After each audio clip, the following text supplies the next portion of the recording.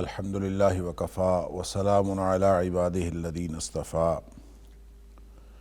اشہد ان لا الہ الا اللہ وحدہ لا شریک لہ واشہد ان محمدا عبدہ ورسولہ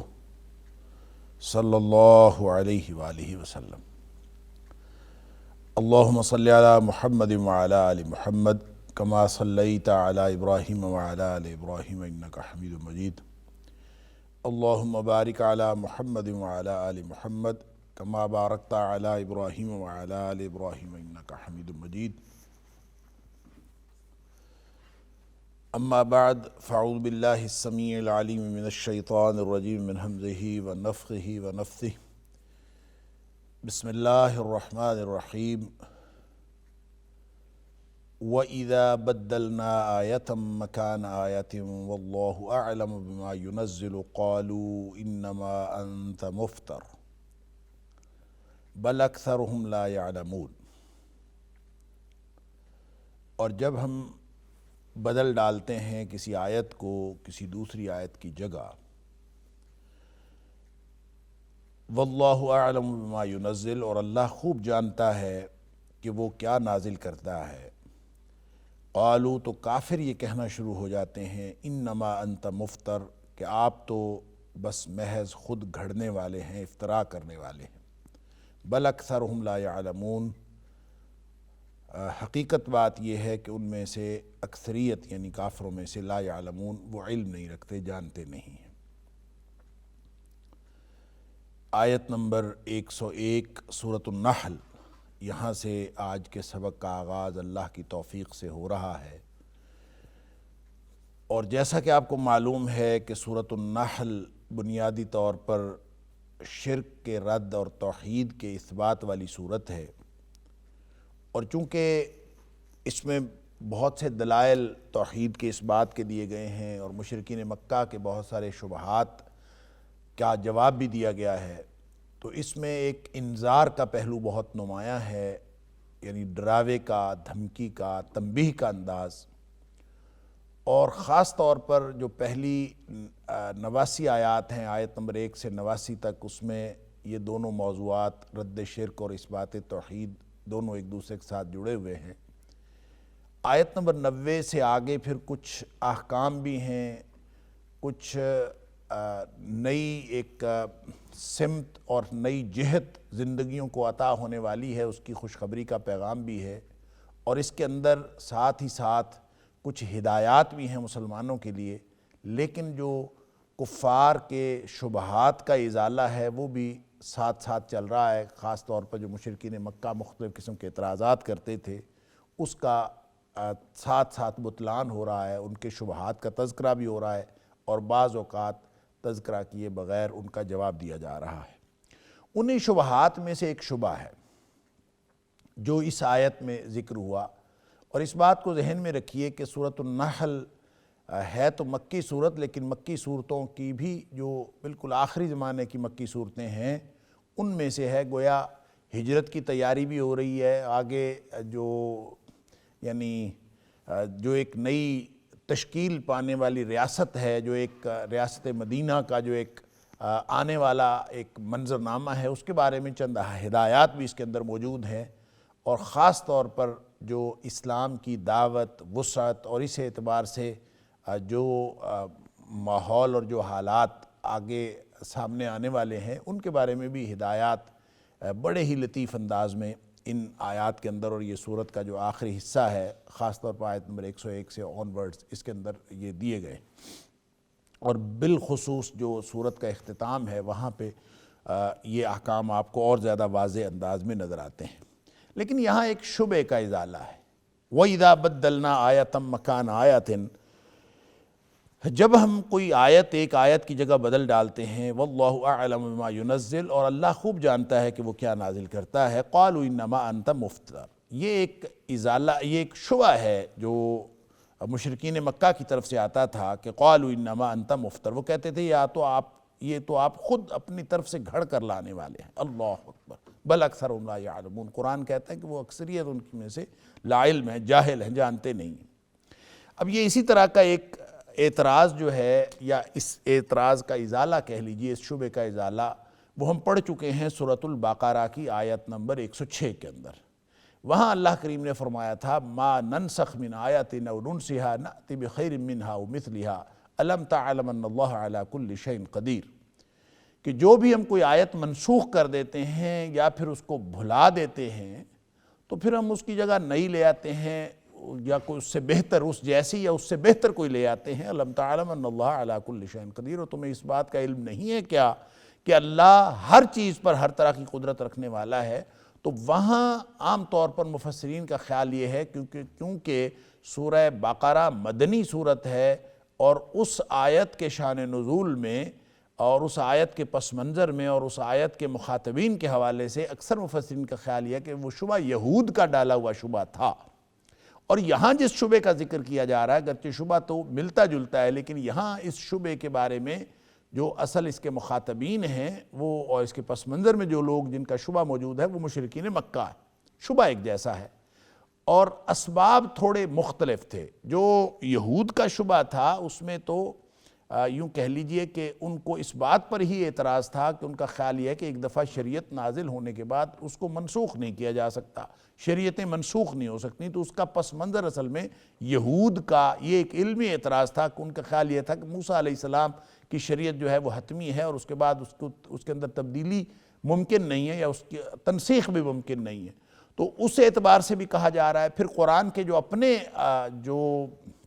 احکام ہیں ان کے اندر بھی جو ناسخ اور منسوخ کا اصول ہے، جس کو نسخ کا اصول کہتے ہیں، اس کے حوالے سے بھی گویا یہ آیت ایک دلیل قطعی کی حیثیت رکھتی ہے کہ اللہ کا قرآن ہے، اللہ چاہے تو کسی وقت کوئی ایک حکم نازل کرے اور چاہے تو کوئی دوسری وقت دوسرا حکم نازل کرے، اور اسی طرح سے شریعتیں بدلتی رہی ہیں۔ حضرت آدم علیہ السلام سے لے کر نبی اکرم صلی اللہ علیہ وسلم تک ظاہر ہے جب حالات ایک جیسے نہیں رہے تو یہ کیسے ہو سکتا ہے کہ اس کے احکام بھی ایک جیسے رہیں؟ شریعتیں بدلتی رہی ہیں اور احکام شریعت بھی بدلتے رہے ہیں، اور اس کے مختلف اسباب ہیں۔ اور یہ قرآن حکمت سے خالی کتاب نہیں ہے کہ جس کا تعلق مخاطبین کے اور مخاطب کے حالات کے ساتھ نہ ہو، یا پھر اس کی بدلتی ہوئی کیفیات کے اوپر نگاہ نہ ہو۔ یہ اللہ کا کلام ہے، اللہ نے اپنی انسانوں کے اپنے مخلوق میں سے جو بہترین مخلوق ہے ان کی ہدایت کے لیے بھیجا ہے۔ چونکہ ہدایت کے اعتبار سے، ضرورت اور احتیاج کے اعتبار سے مختلف مواقع پہ مختلف قسم کی ضرورت ہے، اس لیے بعض احکام تو وہ اٹل ہیں جس کے سٹرکچر کے اندر کبھی تبدیلی ممکن نہیں ہے، اور بعض احکام تبدیل ہوتے رہتے ہیں اور شریعتیں تبدیل ہوتی رہتی ہیں۔ اسی لیے ہم کہتے ہیں کہ دین ایک ہے، ان الدین عند اللہ الاسلام، اور شریعتیں جو ہیں وہ بدلتی رہتی ہیں۔ یہ بڑی تفصیل کے ساتھ یہ موضوع ڈسکس ہو چکا آیت نمبر 106 سورۃ البقرہ کے ضمن میں۔ یہاں جو خصوصی طور پر مشرکین مکہ کی بات ہو رہی ہے، تو مشرکین مکہ کو اس بات پر اعتراض ہوتا تھا کہ قرآن کے اندر بعض چیزیں جو ہیں وہ ایک طرح سے بیان ہوئی ہیں، وہی چیز دوسری طرح سے بیان ہوئی ہے۔ قرآن کے اسالیب مختلف ہیں، انداز مختلف ہیں۔ مثال کے طور پر جب کبھی انہوں نے سوال کیا قیامت کے بارے میں کہ قیامت کیوں نہیں آتی یا قیامت کب آئے گی، متی ھذا الوعد، کبھی یہ کہتے تھے کہ یہ وعدہ کب پورا ہوگا، کبھی کہتے تھے کہ کب آئے گی قیامت، اور یسألونک عن الساعۃ ایان مرساھا، پوچھتے تھے کہ یہ کب قیامت، اس کا وقوع پذیر ہونا کب ہے، یہ کب وقوع پذیر ہوگی۔ تو اس کے جواب میں قرآن نے جو مختلف مواقع پر جو کچھ فرمایا ہے وہ الفاظ کے اعتبار سے کہیں کہیں مختلف ہے، اور کہیں مفہوم کے اعتبار سے بھی مختلف ہے۔ کہیں تو فرمایا کہ اس کا علم اللہ کے پاس ہے، وہ جب ظاہر کرے گا وہ اپنی وقت پر وہ ظاہر کرے گا۔ کہیں فرمایا کہ اس کا تعلق تمہارے ساتھ نہیں ہے، تمہارا اس کا کوئی معاملہ نہیں ہے، اور اللہ جب چاہتا ہے وہ اس وقت کرتا ہے۔ اور کہیں کوئی لفظ استعمال کیے، کہیں کوئی لفظ استعمال فرمائے۔ مثال کے طور پر جہاں سورۃ الاعراف میں ذکر ہوا تو قل انما علمها عند ربی لا یجلیھا لوقتھا الا هو، وہاں فرما دیا کہ اس کا علم تو میرے رب کے پاس ہے۔ اور یہ کہیں فرمایا قل انما علمها عند اللہ، اس کا علم اللہ کے پاس ہے۔ وما یدریک لعل الساعۃ تکون قریبا، سورۃ الاحزاب کے اندر فرمایا کہ تمہیں کیا پتہ کہ قیامت ہو سکتا ہے بالکل ہی قریب آئی ہوئی ہو، اور کہیں فرمایا کہ جب وہ کافر کہتے تھے لا تأتین الساعہ، آ نہیں رہی قیامت، کیوں نہیں آ رہی، قل بلا وربی لتأتینکم، آپ فرما دیجئے کہ اللہ کی قسم لازماً وہ آئے گی۔ اب کب آئے گی، کیسے آئے گی، یہ گویا مشرکین مکہ کا خیال یہ تھا کہ ایک ہی سوال کے مختلف جواب ہیں، حالانکہ مفہوم کے اعتبار سے سارے ایک ہیں۔ اسی طرح جو سورۃ النازعات کے اندر فرمایا یسألونک عن الساعۃ ایان مرساہا فیما انت من ذکراہا، کہ الی ربک منتہا، اس کا معاملہ تو اللہ کے پاس ہے، تو آپ کو کیا اس کے بارے میں، کسی کو بھی کوئی علم نہیں ہے قیامت کے بارے میں، سب علم اللہ کے پاس ہے۔ اب یہ وہ اعتراضات ہیں کہ ایک طرح کی آیت کبھی دوسری طرح، اسی طرح تدریج کے جو قرآن کے احکام ہیں، جس میں مثال کے طور پر سورہ یہ جو شراب کا حکم ہی لے لیجئے کہ اس میں بھی کہیں کچھ فرمایا کہیں کچھ فرمایا، اور ایک تدریج کا معاملہ ہے، کہیں تو فرمایا کہ اسمہما اکبر من نفعہما، کہ ان کا گناہ جو ہے ان کے نفع سے زیادہ ہے، اور قل فیہما اسم کبیر ومنافع للناس، کہ جب لوگ پوچھتے تھے شراب اور جوئے کے بارے میں تو اس کے سوالوں کے جواب اب ظاہر ہے مختلف مواقع پر مختلف آئے،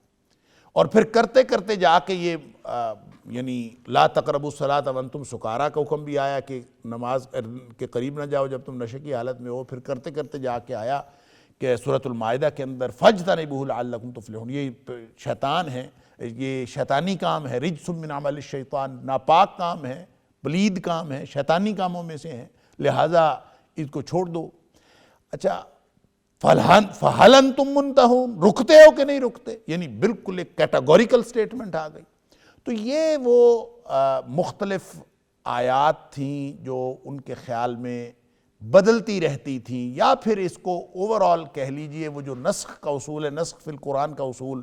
جس کا تعلق علمیت کے ساتھ ہے اور علمی باتوں کے ساتھ ہے، تو چونکہ مشرکین مکہ عام طور پر جاہل تھے، اور قرآن کہتا ہے بل اکثرہم لا یعلمون، ان میں سے اکثریت جاہلوں کی ہے، جانتے نہیں ہیں، تو وہ عام طور پہ ان کا لفظی اور ظاہری قسم کا اعتراض ہوتا تھا۔ جو علمی قسم کا اعتراض ہے وہ تو یہود نے کیا تھا، اور آج بھی بہت سارے لوگ جو ہیں وہ نسخ فی القرآن کو تسلیم نہیں کرتے کہ قرآن کے اندر کوئی آیت منسوخ نہیں ہے۔ اب حالانکہ یہ اللہ تعالیٰ نے کیٹاگوریکلی یہ آیت نمبر 101 سورہ نحل کی اور آیت نمبر 106 سورۃ البقرہ کی، یہ اس سلسلے میں دلیل قطعی ہیں کہ اللہ کا قرآن ہے، اللہ جب چاہے، جب تک وحی کا سلسلہ جاری رہا تو ایک طرح کی آیات دوسری طرح کی آیات سے اللہ تعالیٰ بدلتا رہا،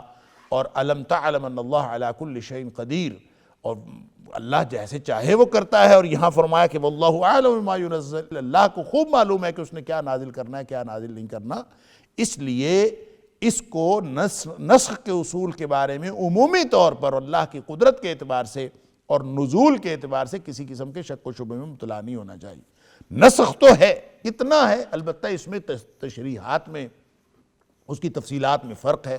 اور جیسا کہ میں نے عرض کیا کہ اس کی تفصیلات وہاں ذکر ہو چکی، اور پھر اس پر علماء نے اور مفسرین نے اور علوم القرآن کے ماہرین نے اس قدر بحث کی ہے، اور اس کے اوپر کتابیں لکھی گئی ہیں نسخ فی القرآن کے اوپر، اور لوگوں کا خیال یہ ہے کہ کوئی آیت، ایسے لوگ بھی ہیں کہتے ہیں کوئی آیت منسوخ نہیں ہے، قرآن کی آیت منسوخ نہیں ہو سکتی۔ اگر قرآن کی آیت منسوخ نہ ہو سکتی ہوتی تو اللہ کو یہ فرمانے کی ضرورت نہیں تھی جو بات سورہ بقرہ کے اندر یا یہاں فرما دی۔ اس لیے یہ تو سمجھنا چاہیے کہ تدریج کے اصول کے تحت، اللہ کے اپنے اصول حکمت کے تحت، اور بعض اوقات حالات کے تبدیل ہو جانے کے بعد کوئی چیزیں جو ہیں وہ احکام تبدیل ہوتے رہے ہیں، جیسے سورہ مزمل کے اندر جو ہے شروع میں قم اللیل الا قلیلا، کہ راتوں کو کھڑے ہوا کرو، وہاں پہ حکم ہے، اور پھر بعد میں جو جہاں سے دوسرا رکوع شروع ہوتا ہے وہاں جا کے کچھ تھوڑا سا فرق ہے کہ جتنا ہو سکے کر لیا کرو، اور کوئی ضروری نہیں ہے اگر نہ بھی پڑھو گے رات کو تہجد وغیرہ نہ بھی پڑھو گے تو بس باقی فرائض وغیرہ کی پابندی کرو تو اس سے کافی ہے۔ تو یہ گویا بعض اوقات حالات و زمانہ کی رعایت کرتے ہوئے اللہ کے احکام کے اندر تبدیلی ہوتی رہی ہے، اور اس میں پھر آگے اس کی تفصیلات ہیں کہ نسخ کتنی قسموں کا ہو سکتا ہے، اور کس یعنی تلاوت بھی منسوخ ہو گئی، حکم بھی منسوخ ہو گیا، یا پھر صرف حکم منسوخ ہوا تلاوت منسوخ نہیں ہوئی، یا پھر تلاوت منسوخ ہوئی حکم باقی رہا۔ تو اس طرح کی جتنی بھی تفصیلات ہیں وہ پہلے ذکر ہو چکی، لیکن یہاں پہ یہ ایک گویا جاہلانہ قسم کا اعتراض تھا کہ کبھی کسی طرح کا جواب ہے، کبھی کسی طرح کا جواب ہے، یا پھر ایون سابقہ انبیاء اور سابقہ اقوام کے جو قصے بیان ہوئے ہیں قرآن میں، ان کے انداز اور اسالیب مختلف ہیں، الفاظ مختلف ہیں، تو ان کے بارے میں بھی ان کو اعتراض ہوتا تھا۔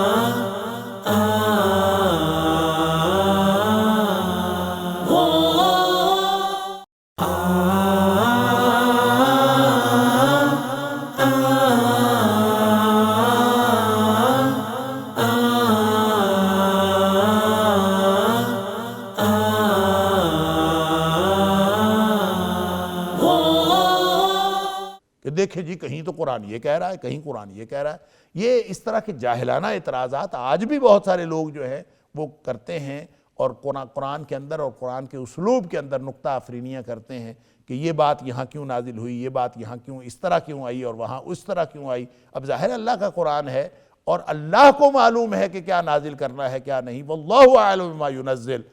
اللہ کیا نازل کرتا ہے کیا نہیں کرتا یہ اس کا پروگیٹو ہے، اللہ کا استحقاق ہے، اللہ کا کلام ہے، اللہ ہی کو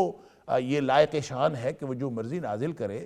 اور کوئی اعتراض کرنے والا کون ہوتا ہے کہ یہ بات آ گئی اور وہ بات آ گئی۔ لہٰذا فرمایا وَإِذَا بَدَّلْنَا آیَةً مَكَانَ آیَةٍ، یہ مشرکین مکہ کا ایک شبہ تھا کہ صرف وہ ظاہری طور پر جتنی چیزیں وہ دیکھتے تھے اپنی جہالت کی بنیاد پر ان کے اوپر اعتراضات کر دیتے تھے، اور اعتراض کیا کرتے تھے؟ قالوا انما انت مفتر، اللہ اکبر، نبی اکرم صلی اللہ علیہ وآلہ وسلم کے اوپر اعتراض کرتے تھے کہ یہ آپ اپنی طرف سے گھڑتے ہیں، اللہ اکبر۔ اب نبی کریم صلی اللہ علیہ وآلہ وسلم افطرا کا مطلب ہوتا ہے اپنی طرف سے گھڑنا۔ اب نبی کریم صلی اللہ علیہ وسلم کو ان کا خیال یہ تھا کہ اگر یہ قرآن جو ہے وہ اللہ کا نازل کردہ ہوتا تو پھر اس میں الفاظ کی تبدیلی کیوں آ رہی ہے کہیں نہ کہیں، اللہ اکبر۔ یہ تو اللہ تعالیٰ نے قرآن میں اعجاز القرآن کے حوالے سے یہ چیلنج قبول کرتے ہوئے کہا ہے کہ اگر یہ نبی اکرم صلی اللہ علیہ وآلہ وسلم کی طرف سے ہوتا، اگر یہ اللہ کی طرف سے نہ ہوتا تو اس کے اندر تم بہت سارے اختلاف پاتے، اور اس میں شروع سے لے کر آخر تک اختلاف ہو جاتا۔ تو یہ اختلاف نہیں ہے، جو کسی کو آیات کے اندر مختلف چیزیں نظر آتی ہیں تو یہ اس کے فہم کا قصور ہے نہ کہ قرآن کا۔ تو جو ظاہری اسلوب کے اندر تو باہر الفرق ہے، اور مختلف ضرورتوں کی بنیاد پر اور مختلف حکمتوں کی بنیاد پر مختلف چیزیں آئی ہیں، تو اس کا مطلب یہ نہیں ہے کہ قرآن کا مفہوم بدل جاتا ہے اور یہ قرآن کے مقاصد بدل جاتے ہیں، یا قرآن کی جو اصل وین اور حکمت اور جو اصل قرآن کی ہدایت ہے وہ بدل جاتی ہے، وہ تو وہی رہتی ہے۔ لیکن وہ ظاہری تبدیلی کی وجہ سے وہ نبی اکرم صلی اللہ علیہ وآلہ وسلم پر اعتراض کر دیتے تھے کہ انما انت مفتر، آپ تو اپنی طرف سے گھڑتے ہیں۔ بل اکثرہم لا یعلمون، اللہ فرماتا ہے ان میں سے اکثریت جانتی نہیں۔ اب اس کا ایک جواب تو اللہ تعالیٰ نے جگہ جگہ پہ دیا ہے قرآن میں، جیسے سورہ ہود کے اندر آیا کہ جب یہ کہتے ہیں کہ آپ اپنی طرف سے گھڑتے ہیں تو قل فاتوا بعشر سور مثلہ مفتریات، تو تم یہ کرو کہ تم بھی کوئی 10 صورتیں گھڑ کے لے آؤ۔ تم اپنے آپ کو عرب کہتے ہو اور تم اپنے آپ کو اہل زبان کہتے ہو اور بڑے ماہر کہتے ہو زبان و بیان کے اور ادب کے، تو تم بھی گھڑ کے لے آؤ، اس میں کون سی بات ہے؟ چیلنج تو سامنے ہے۔ اگر قرآن گھڑا ہوا ہے، اللہ اکبر، تو پھر تم بھی گھڑ کے لے آؤ۔ تو ظاہر ہے یہ قرآن کا ایک ایسا چیلنج تھا کہ جس نے کبھی بھی، یعنی کوئی بھی قرآن کے مقابلے میں اس چیلنج کو آج تک قبول نہیں کر سکا، اور ظاہر ہے قبول کرے گا بھی تو وہ کبھی ٹھہر نہیں سکتا۔ اللہ کے کلام جیسا کلام کسی کا ممکن نہیں ہے۔ اس لیے یہ جو انما انت مفتر کہہ کے یہ الزام برائے الزام ہے، اس کی کوئی حقیقت نہیں کہ اللہ کے دیے ہوئے چیلنج کو کوئی شخص جو ہے نہ قبول کر سکا ہے اور نہ اس کا کوئی جواب دے سکا ہے۔ بل اکثرہم لا یعلمون، حقیقت بات یہ ہے، کوئی علمی اعتراض ہو تو اور بات ہے، یہ اکثر جاہل ہیں اور جانتے کچھ نہیں ہیں، جہالت کی بنیاد پر ان کے سارے اعتراضات ہیں۔ قل نزلہ روح القدس من ربک بالحق، آپ فرما دیجئے کہ یہ میں گھڑتا نہیں ہوں، یہ تو اللہ نے نازل کیا ہے۔ نزلہ روح القدس، ایک فرشتہ لے کے آیا، روح القدس جبریل امین کا لقب ہے، تو جبریل امین اس کو لے کے آئے ہیں من ربک، تیرے رب کی طرف سے، بالحق، حق کے ساتھ، سبحان اللہ۔ اس کے اندر باطل شامل نہیں ہے، اس کے اندر کسی کا کوئی ذاتی چیز شامل نہیں ہے، فرشتہ ہے لے کے آنے والا۔ اور فرشتہ کون ہوتا ہے؟ جس کے اندر غلطی کی گنجائش نہیں ہوتی، اسی کو فرشتہ کہا جاتا ہے۔ اور فرشتہ بھی کون؟ اللہ اکبر۔ حضرت جبریل علیہ السلام نازل بہ الروح الامین، سورہ شعراء کے اندر فرمایا نازل بہ الروح الامین، ایک امانت دار فرشتے نے۔ سبحان اللہ، فرشتہ تو فرشتہ ہوتا ہے، لیکن چونکہ قرآن کا معاملہ ہے لہٰذا اس لیے جو اعتراض کرنے والے ہیں اور جو مختلف طرح کے نبی اکرم صلی اللہ علیہ وسلم کے اوپر یعنی اعتراضات کرنے والے، ان کو کہا جا رہا ہے کہ یہ تو اس کو نازل کرنے والا عام فرشتہ نہیں ہے بلکہ بہت ہی امانت دار فرشتہ ہے۔ حالانکہ ہر فرشتہ امانت دار ہوتا ہے، یہ صرف قرآن کی سینسیٹیوٹی کو ظاہر کرنے کے لیے اور قرآن کی حساسیت کو ظاہر کرنے کے لیے یہ بتایا کہ جناب یہ تو قرآن کو نازل کرنے والا فرشتہ جو ہے وہ نازل بہ الروح الامین علی قلبک لتکون من المنذرین۔ اے حبیب صلی اللہ علیہ وسلم، اس کو امانت دار فرشتے نے نازل کیا ہے اور آپ کے قلب اطہر پر نازل کیا ہے۔ اور ظاہر ہے کہ یہ روح الامین، جبریل امین لے کے آتے تھے۔ ویسے بعض روایات میں آتا ہے کہ پہلے جو ہے وہ نبی اکرم صلی اللہ علیہ وسلم کے پاس قرآن کے نزول سے قبل حضرت اسرافیل جو دوسرے فرشتے کی ڈیوٹی لگی ہوئی تھی، وہ کبھی کبھی اللہ کا کوئی نہ کوئی حکم نبی کریم صلی اللہ علیہ وسلم پر لے کے آتے تھے۔ اور بعض روایات میں آتا ہے جیسے سورہ فاتحہ کے نزول کے حوالے سے آتا ہے اور سورہ بقرہ کی آخری آیات جو ہے آمن الرسول، ان دو آیات کے نزول کے حوالے سے آتا ہے کہ ایک ایسا فرشتہ نازل ہوا آسمان سے جو دوبارہ کبھی نازل نہیں ہوا۔ تو اس کا مطلب ہے جبریل علیہ السلام کے علاوہ بھی کوئی فرشتہ کبھی نہ کبھی آتا تھا، لیکن قرآن کو نازل کرنے کی جو عمومی ڈیوٹی لگی تھی، جب قرآن کا نزول شروع ہوا ہے تو وہ جبریل امین لے کے آئے۔ اور جبریل امین ظاہر فرشتہ کوئی بھی ہو وہ فرشتہ ہے، لیکن یہ تو ایک ایسا فرشتہ ہے جس کی امانت کی ضمانت اللہ نے دی ہے، تو وہ اس نے نازل بھی حق کے ساتھ کیا ہے۔ تو بتایا ہی جا رہا ہے کہ تم جس کو مفتر کہہ رہے ہو کہ مفتری ہے، یہ اصل میں لفظ ہے مفتری، تو مفتری کا یا جو ہے وہ حذف ہو گیا، اس لیے یہ مفتر، اور یہ معلوم ہوتا ہے اعراب، جو را کے اعراب سے معلوم ہوتا ہے۔ اگر یہ یا کے ساتھ نہ ہوتا تو پھر را کے اوپر پیش ہوتی، انت مفتر، پھر یہ خبر ہوتی، کیونکہ خبر ہے تو مفتریون نہ ہوتا بلکہ مفترون ہوتا۔ تو یہ را کے نیچے جو دو زیر ہیں یہ بتاتے ہیں کہ یہ دراصل مفتری تھا۔ تو انما انت مفتر، اور یہ کہتے ہیں کہ آپ گھڑنے والے ہیں، تو نبی اکرم صلی اللہ علیہ وسلم نے گھڑا نہیں ہے۔ قل، آپ فرما دیجئے اے حبیب صلی اللہ علیہ وسلم، نزلہ روح القدس من ربک بالحق، یہ تو جبریل امین اس کو لے کے آئے ہیں اپنے رب، تمہارے رب کی طرف سے، بالحق، حق کے ساتھ، لیثبت الذین آمنوا، تاکہ وہ اس کو پختہ کریں، ثابت قدم رکھیں، لیثبت الذین آمنوا، اہل ایمان کو ثابت قدم رکھیں۔ قرآن اس لیے نازل ہوا ہے اور یہ تدریجاً نازل ہوا ہے۔ نزلہ، یہاں یہ جو یعنی جو کلمہ استعمال ہوا ہے فعل، وہ نزلہ ہے، انزلہ نہیں ہے۔ نزلہ اور انزلہ کے اندر فرق پہلے بات ہو چکی۔ انزلہ کا معنی بھی اتارنا ہوتا ہے، نزلہ کا معنی بھی اس نے اتارا، لیکن فرق یہ ہے کہ باب تفعیل میں ایک استقلال پایا جاتا ہے اور ایک تدریج پائی جاتی ہے، اور اس کے اندر ایک تکرار پایا جاتا ہے کہ یوں یک بارگی نہیں نازل ہوا بلکہ آہستہ آہستہ کر کے نزلہ، یعنی جبریل لے کے آتا رہا ہے۔ سبحان اللہ، نزلہ، اس نے ایک ہی دفعہ، انزلہ ہوتا تو اس کا مطلب یک بارگی نازل کرنا ہے۔ لہٰذا قرآن جو ہے انا انزلناہ فی لیلۃ القدر، اس قرآن کو ہم نے نازل کیا ہے، وہاں انزلہ ہے، یک بارگی نازل کیا ہے جو لیلۃ القدر کو، تو گویا ایک ہی رات میں لوح محفوظ سے آسمان دنیا پر آ گیا تھا، وہ انزلہ ہوا اور پھر اس کے بعد نزلہ ہوتا رہا، یعنی آہستہ آہستہ قرآن 22 سالوں میں، یعنی 21 سال 5 ماہ یا 23 سالوں میں، 22 سال 5 ماہ اور 22 دنوں میں یہ قرآن جو ہے وہ نازل ہوتا رہا۔ تو اس کو کہتے ہیں نزلہ۔ تو یہاں جو فرمایا قل نزلہ روح القدس من ربک بالحق، یہ جبریل لے کر آتے رہے ہیں اس کو اپنے رب کی، تمہارے رب کی طرف سے حق کے ساتھ، لیثبت الذین آمنوا، یہ اس کی یعنی تنزیل کی حکمت یہ ہے، آہستہ آہستہ اترنے کی حکمت یہ ہے، 22 سالوں میں 23 سالوں میں اترنے کی حکمت یہ ہے کہ تاکہ اہل ایمان کے دلوں پر یہ جم جائے اور وہ ثابت قدم رہیں اور اس پر پختہ ہو جائیں۔ اس لیے کہ اگر قرآن ایک ہی دفعہ نازل ہو جاتا سارے کا سارا یک بارگی، اللہ اکبر،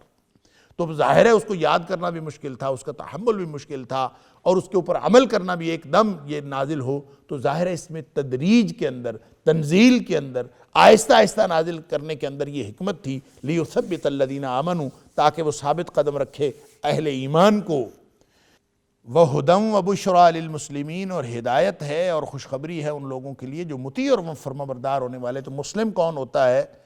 اسلم یسلم اسلام، جو اپنے آپ کو سپرد کر دیتا ہے، اطاعت قبول کر لیتا ہے، عملی طور پر مطیع اور فرمانبردار بن جاتا ہے، تو اس کے لیے پھر یہ خوشخبریاں بھی دیتا ہے۔ وَلَقَدْ نَعْلَمُ أَنَّهُمْ يَقُولُونَ إِنَّمَا يُعَلِّمُهُ بَشَرٌ،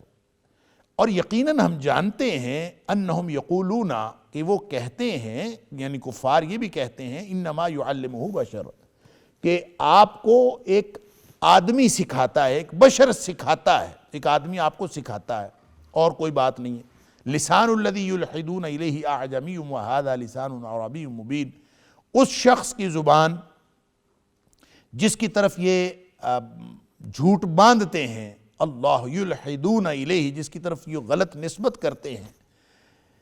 اعجمی، اس کی زبان تو واضح غیر واضح زبان ہے، اس کی غیر عربی زبان ہے، وہذا لسان عربی مبین، اور یہ عربی، یہ واضح عربی زبان میں ہے، فصیح عربی زبان میں ہے، تو یہ تو ان کی یہ آپس میں کنٹراڈکشن ہے۔ اصل بات یہ ہے کہ اعتراضات اور شبہات، جو بھی کوئی شخص اعتراض کرے اور شبہ کا اظہار کرے، جب وہ کسی ایک نقطے پر ڈٹا رہے، یا اس کو دوسری طرح سے کہہ لیجئے کہ اگر اس کے پاس کوئی دلیل ہو، اگر کوئی اعتراض کسی دلیل کی بنیاد پر ہو، تو وہ اعتراض جگہ جگہ بدلتا نہیں ہے، بلکہ وہ اعتراض ایک ہی رہتا ہے، اور وہ اس کے بارے میں دلائل بدلتے ہیں، اعتراض ایک رہتا ہے۔ لیکن جس نے اعتراض برائے اعتراض کرنا ہو،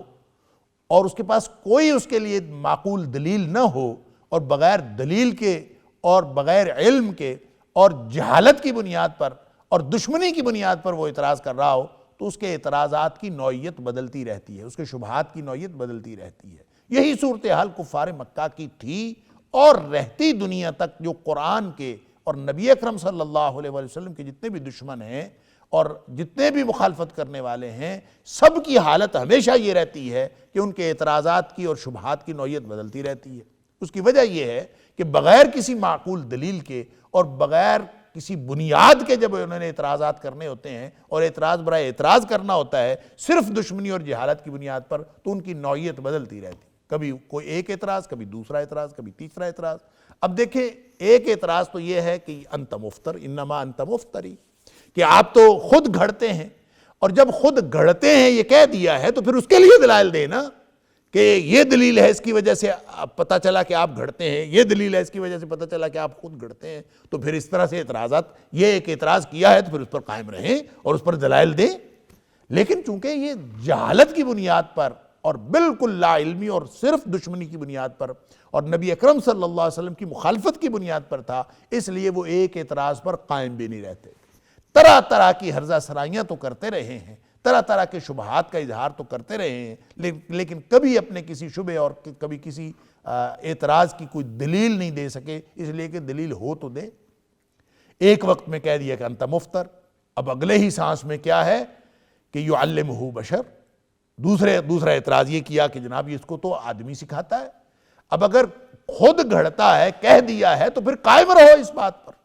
ثابت کرو اس کو کہ نبی اکرم صلی اللہ علیہ وسلم خود گھڑا ہے۔ قرآن نے تو سیدھا سیدھا چیلنج دیا ہے کہ اگر تم یہ کہتے ہو کہ خود گھڑتا ہے تو تم بھی گھڑ کے لے آؤ،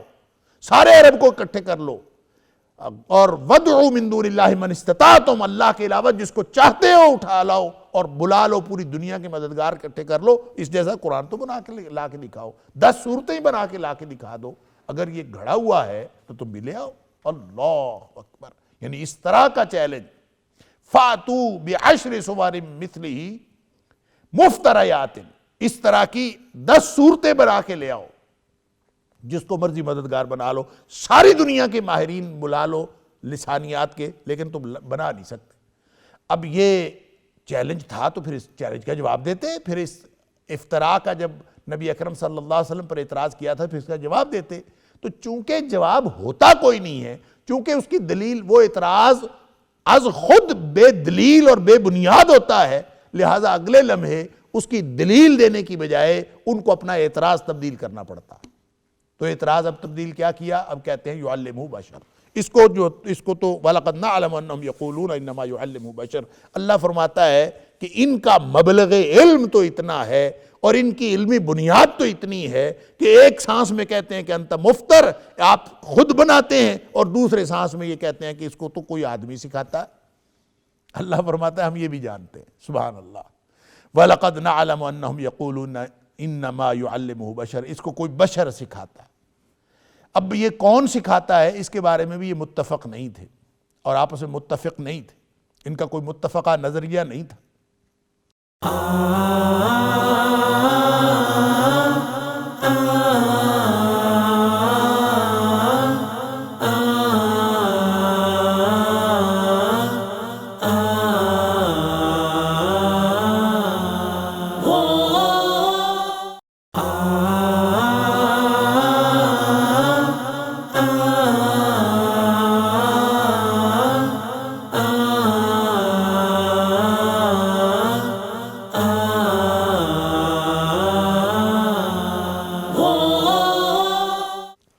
کیوں؟ اس لیے کہ یہ بھی اعتراض برائے اعتراض،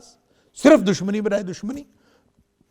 تو کبھی کہتے تھے فلاں سکھاتا ہے، کبھی کہتے تھے فلاں سکھاتا ہے، اور اس کے بارے میں مفسرین نے مختلف روایات کی روشنی میں مختلف نام لکھے۔ اللہ، بعض نے تو کہا کہ ابن مغیرہ کا غلام تھا جس کا نام تھا جبر، علامہ قرطبی وغیرہ نے اور علامہ ابن کثیر وغیرہ نے اس کو ترجیح دی ہے کہ اس کے بارے میں کہتے تھے کہ یہ سکھاتا۔ بعض نے کہا کہ نہیں، اس کا نام یعیش تھا، علامہ قرطبی نے بھی اس نام کو لکھا ہے۔ اسی طرح بعض نے کہا یسار تھا، اور بعض روایات ایسی بھی علامہ ابن جریر طبری وغیرہ نے لکھا ہے کہ یسار اور یعیش یہ دو بندے تھے، یا یسار اور جبر دو بندے تھے، ان دو غلاموں کے بارے میں کہتے تھے کہ یہ سکھاتے ہیں ان کو۔ اور بعض نے کہا کہ ایک نصرانی تھا، یعنی عیسائی تھا، بلعام نام کا لوہار تھا، تو اس کے بارے میں کہتے تھے کہ وہ سکھاتا ہے۔ اللہ اکبر۔ اور بعض نے کہا کہ عامر بن الحضرمی ایک رومی غلام تھا، اس کے بارے میں ان کا خیال تھا کہ وہ نبی اکرم صلی اللہ علیہ وسلم کو قرآن سکھاتا ہے۔ اور بعض نے حویتب بن عبد العزیٰ، اللہ اکبر، یہ نام لکھا ہے کہ یہ تھا ایک غلام، اور اس کے بارے میں یہ کہتے تھے یہ سکھاتا ہے۔ اب ہوتا کیا تھا، اصل مسئلہ کیا تھا؟ مسئلہ یہ تھا کہ نبی اکرم صلی اللہ علیہ وسلم نے دین کی دعوت سب کو دینی ہوتی تھی، لہٰذا آپ دین کی دعوت دیتے وقت کبھی کسی کے پاس آپ تشریف فرما ہوتے تھے، کبھی کسی کے پاس آپ بیٹھتے تھے، کبھی کسی سے گفتگو فرما رہے ہوتے تھے، تو اسی طرح ان غلاموں سے بھی آپ گفتگو فرما رہے ہوتے تھے۔ تو چونکہ دشمنان نبوت اور دشمنان اسلام اور دشمنان قرآن کو دلیل تو ملتی نہیں تھی،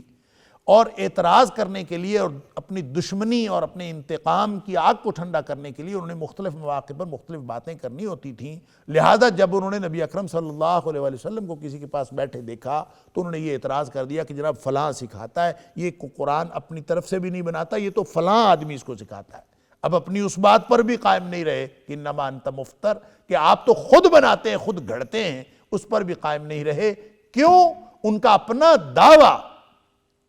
اپنے ہی دلیل میں اور اپنے ہی حالات میں ان کو معلوم تھا کہ ہمارا دعویٰ غلط ہے، اس لیے کہ نبی اکرم صلی اللہ علیہ وسلم دنیاوی اعتبار سے کسی سے پڑے ہوئے نہیں، نبی اکرم صلی اللہ علیہ وسلم کا استاد اللہ کریم ہے،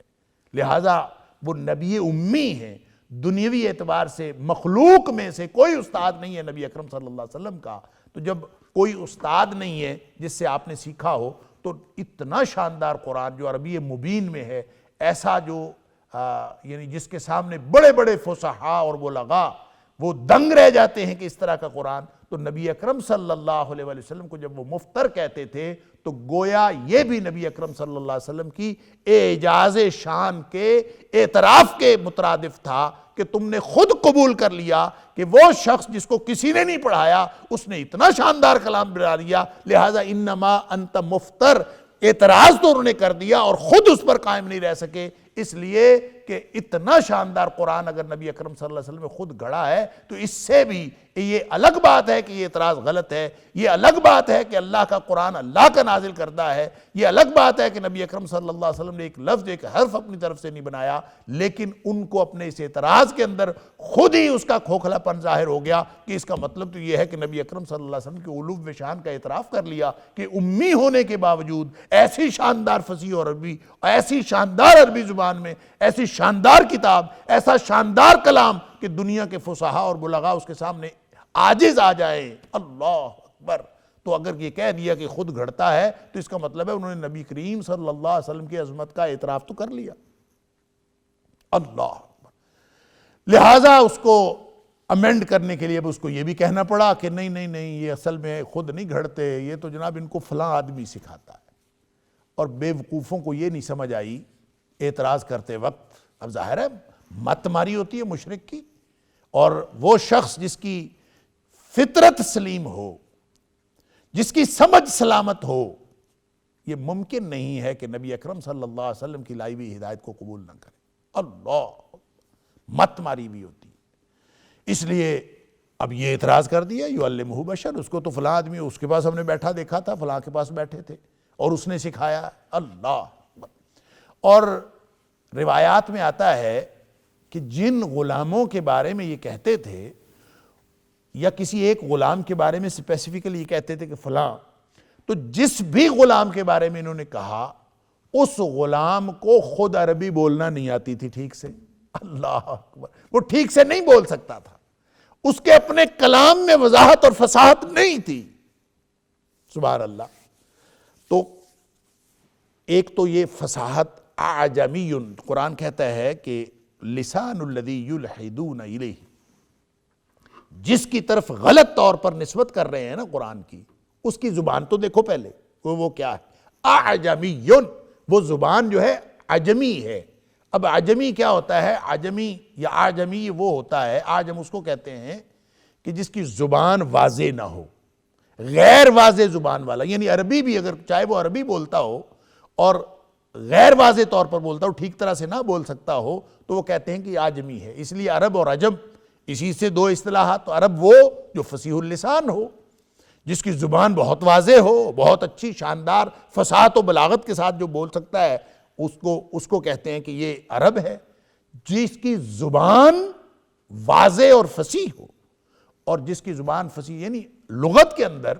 اعجم کا معنی ہی یہ لکھا ہے، آپ دیکھ لیجئے کہ آپ یہ لسان العرب وغیرہ یا یہ جو مفردات القرآن امام راغب اصفہانی یا اس طرح کی جتنی بھی لغات ہیں ان میں دیکھیں گے تو یہ اس کا ترجمہ یہ ہے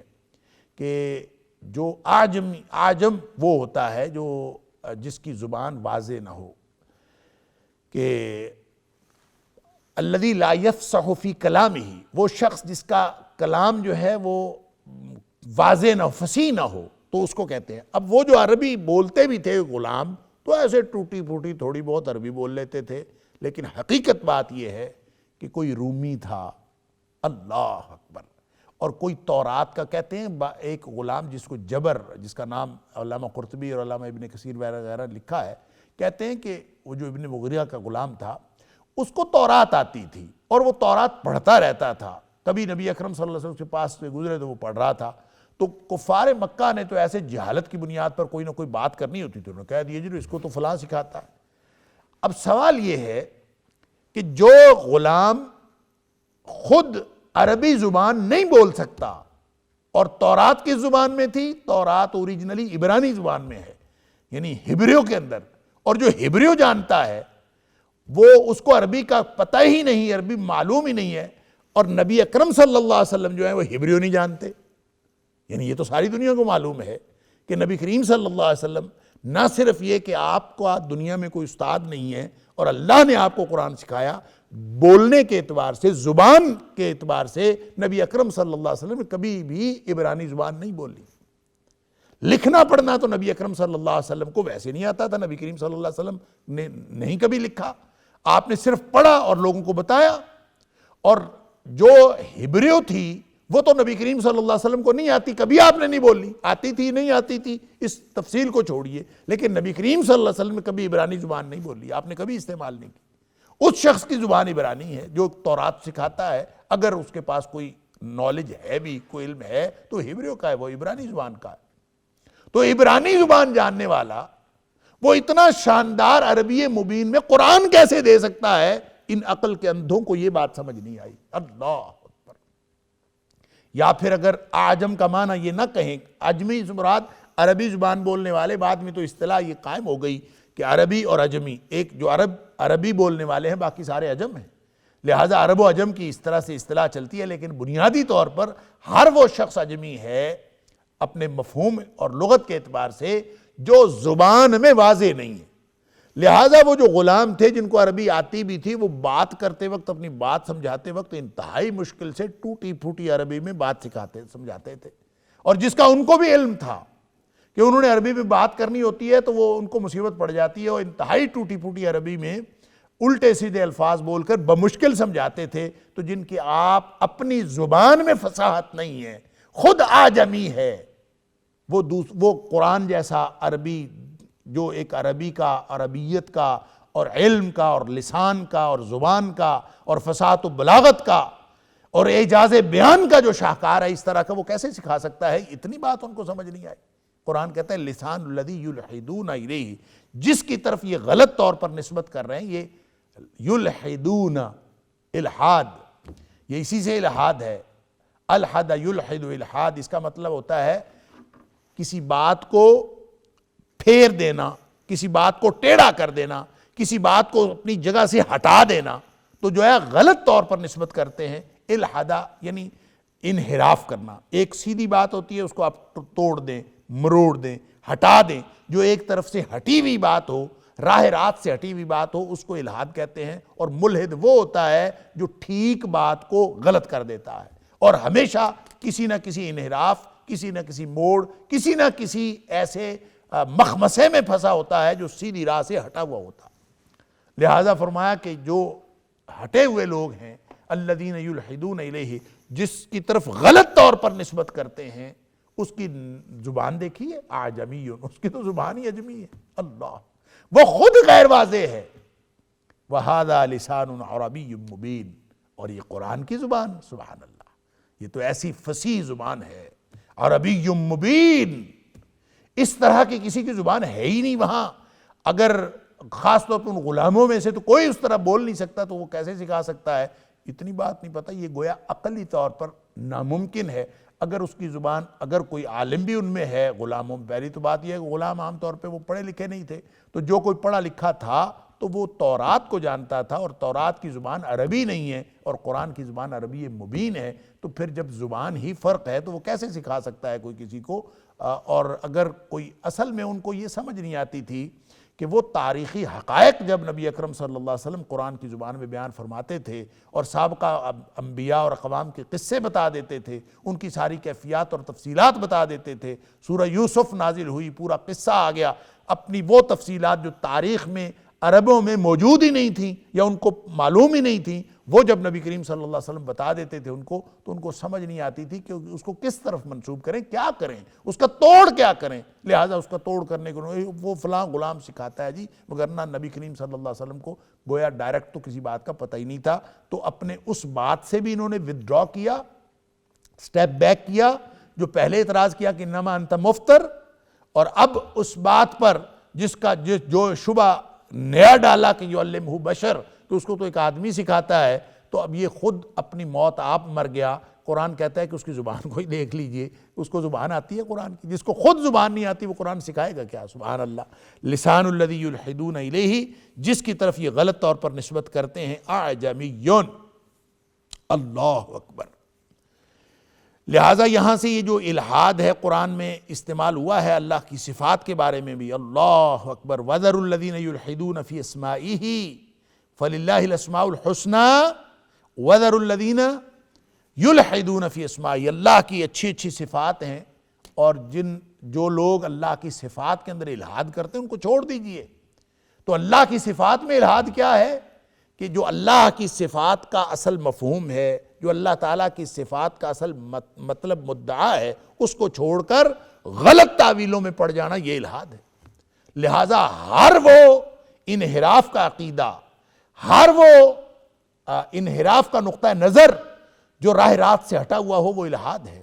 اور دور جدید کا الحاد یہ ہے کہ لوگوں نے وجود باری تعالیٰ تک کا انکار کر دیا۔ لہٰذا اب یہ جو جدید الحاد جس کو ہم کہتے ہیں، جو سب سے زیادہ اس وقت ایک خطرے کی صورت میں جو نفس مذہب کے لیے خطرہ لاحق ہوا پڑا ہے، اور وہ الہاد ہے، گویا لوگوں نے صحیح سوچنا چھوڑ دیا، لوگوں کی سوچ،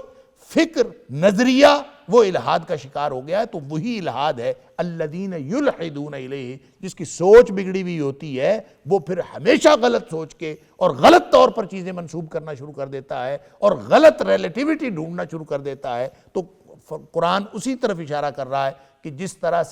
طرف یہ غلط طور پر نسبت کر رہے ہیں، پہلے یہ تو دیکھ لو بیوقوفو کہ اس کی تو زبان ہی اور ہے اور قرآن کی زبان ہی اور ہے، اور پھر اگر وہ عربی بولتا بھی ہے تو انتہائی غیر واضح زبان بولتا ہے، اعجمی، اور قطعاً وہ واضح زبان نہیں بول سکتا۔ اور وہذا، اور یہ قرآن سبحان اللہ لسان عربی مبین، یہ تو ایک فصیح و بلیغ قسم کی عربی زبان ہے۔